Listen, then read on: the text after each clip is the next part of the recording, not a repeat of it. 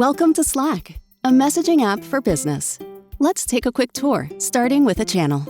A channel is a dedicated space for a topic, project, or team, where you can see message history, so it's easy to get up to speed.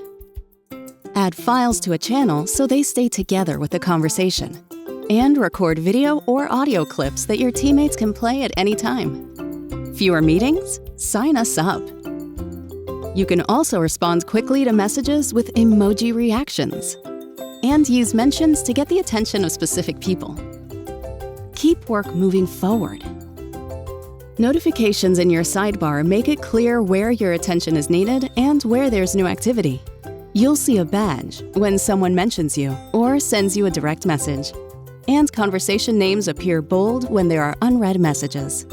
To write messages for any conversation, you can use the Compose button. And whenever it's easier to talk than type, just start a huddle so anyone in the conversation can drop in to chat. There you have it, a quick start guide to Slack. If you need help or more information, visit slack.com/help.